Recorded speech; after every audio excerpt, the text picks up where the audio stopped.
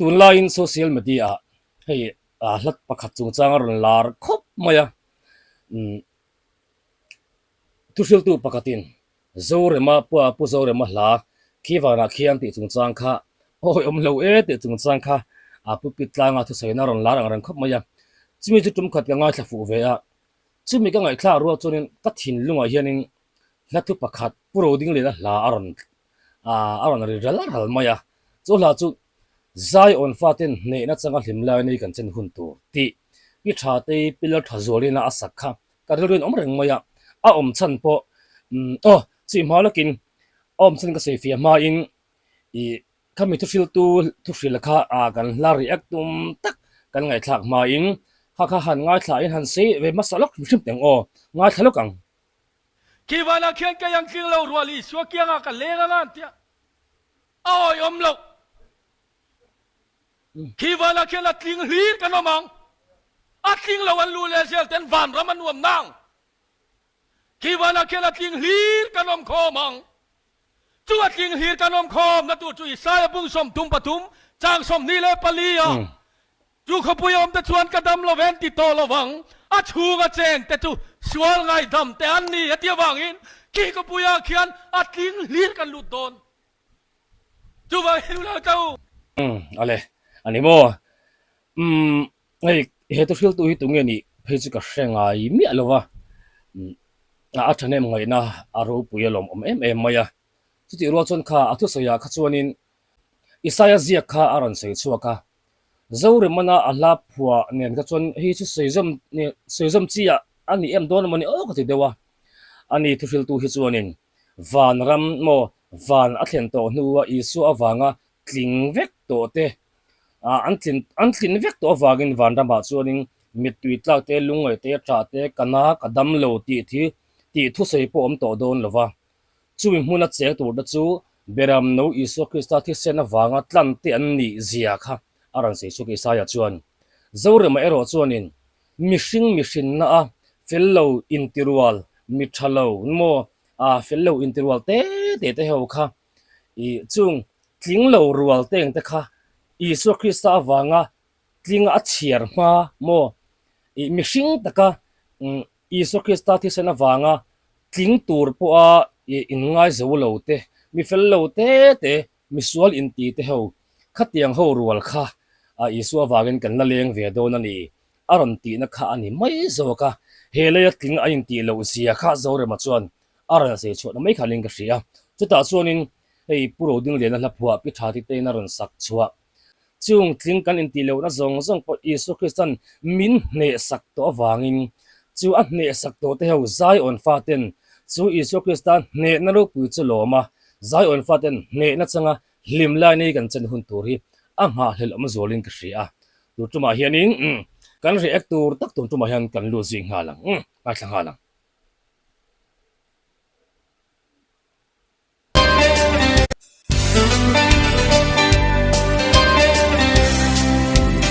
music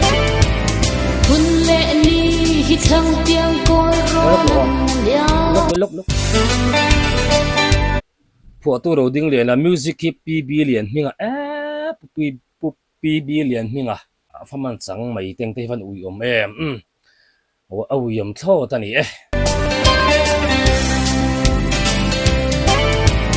hun lệ ni hi thăng tiếng côi ron liang zela zu tim kan vang lai ni po zomola an liang me oh da vai nge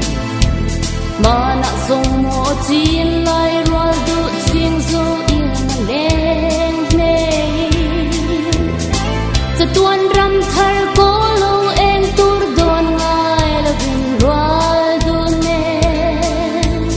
len lai ni tin mo lan lia ma hun le ni a kam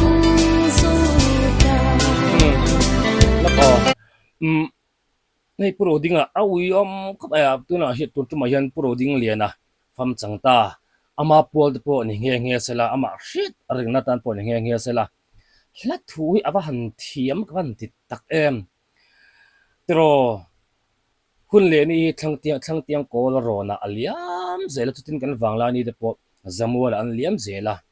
achang khatna tang hi chun ringo ti chuanin puro ding hi hemila apho hun lai hianin samthuai masamli bor chhovel chu anit ve to gem o kati hetiang la pho tur chuan mo ala thu ngai tu khang wangla ni kha chen ve nuwa to ni mela kluk le din forma ahun le ni lo chiar to teng te kha mo e tu na chuan ka teng kha mol an liam zo to ani aram ti chho kha nia e tu tum chu kan sei de nual don a ang tlat ấy ngày ni bóng thấy lâu Zion ram lâu la lang tu le biram lâu la lung oi na ni lom chân ni a chua hun le ni te kia mai la va an cho na tu ram nghe Zion fatin ne na chama hin mai ni kan chen ai tak ni lo Zion fatin ni na changa hlim lai ni kan chen hun tur awahat thui awalo han thiam tak puro de ngai o a thuk nen hian mo ei pi tha te asa thiam khop me tu lai kan hlari ek borok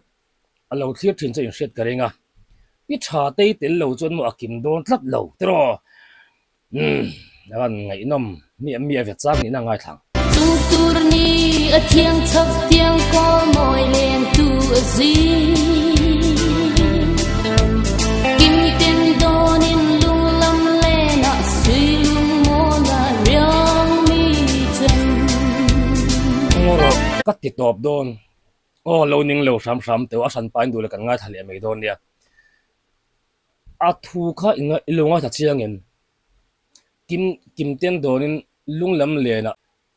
lunglam le na ati lai kha hei me zo la thuwa hianin ka lungleng suina hian hei ka sui lunga leng ti te ngani ka lungleng sui lungleng tiang zo khatiang rang khatiang khan la thuwa cha kan nei nual to ma se pro dinga chonin lunglam le na kharam ti bi tlat mai hi awahan thiam poitik wat la thui a mang thiam ani hi mundanga hianin lungleng soinan lunglam le na ti hi in hre to nga yam avaron mang chuak nal em ve o zi kan chen tu tur ni a thiang chak tiang ko moi len tu a zi kim tin don in lung lam le na sui lung mo na ryang mi chen ai mo lal dan thar zara ka chang de tu ram e chu top le don ngro aning cho lo en lo mai tu ai mo mi zo la thua oi ti chu in hrianga oi mo oi ti te atam om nual mai ai mo ai ti tak chu la thu dang ka la hre chi alo ai mo oi mo family oi mo nen kan ai in truk tlang oi mo nen kan chung khat mo chu an ninge yanga in ang tlang mo ma ro chu oi mo aya ai mo awahan mo ai khaya ai mo lal dan thar zara ka chang de tu ram e chu min ti ti re ka shing un pi le eden sadai cheu chu ta shu pya zo ro la ba hun le ni adam hun tu baro achang ni na ri muthi khel thamani hi awahan ro pui vele lei eden sadai thiatin awahan moi tak eden kong khar chu eden bo chiat na wagen kharin om to lei eden kong khar chu ma se lali so christian tharawin aron honga ti te ang tharaw rama chuan min hun sak to chu lei eden ni lo zo chatuan khovar narama lei eden pia chumi kong khar chu sadai chu thia tin mo chu kalung le na zong teng te chuanin chu kalung le na chuanin afang kwal vela ang thil sang don kwal angai to kwala hemi khovel lei eden zong po tho khumin lei eden sadai thiat mebin mo chatuan ram thar ko lo eng tur kha kawa don ta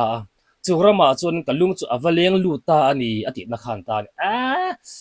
lathu awahan mang moi vele Sedai chahum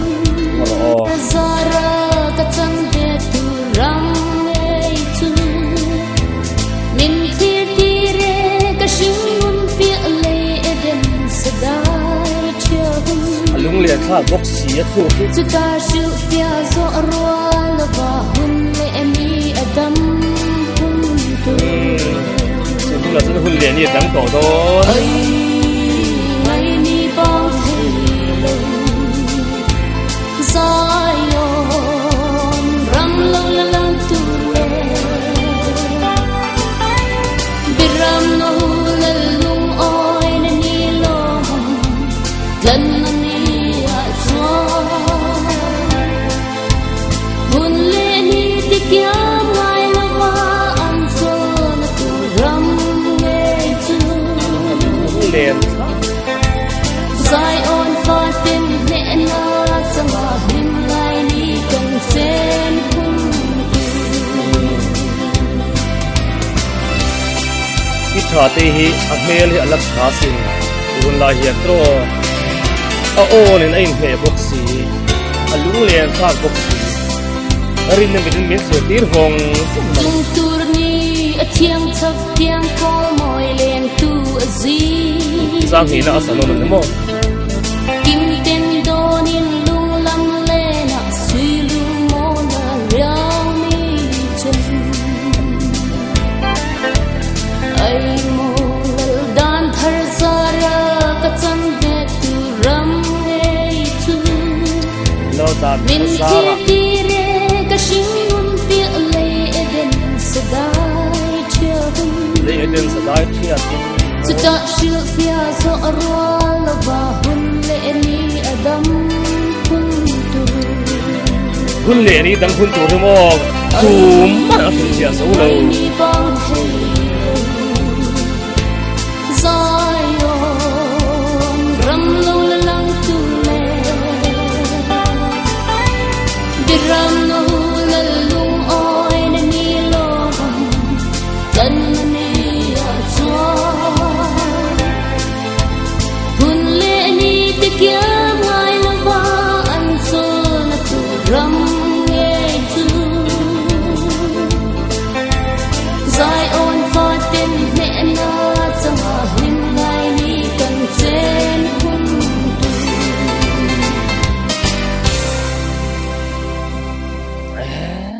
van lung len thak amu ta chen lo theina van sat zai thiam nop tak pi tha te I van sa thiam tak em hei an ko than lama chuanin rongbo tu poimo tak kha ni nge ka hriatun tuna po hianin pastor no pui ani te khan ti hi ka konfa ka hrit ka chiang chi lo I pastor no pui ni chung alo ni pon an chute ni chung chuanin rongbo tu poimo tak kha an regin ka hria hei apua tu puro dinga aban nu yom tharban ngai om ahla athuk te ngeni a music beat te a music a khot lak dan teng zo khatiang zong kha aban mo he la hi mo lo ngai khanon vele te o hei lal thazu le tha te I ngai ni bang thelo ti ni ya lo ngai khanon vele te u hei aban nuam dap tak em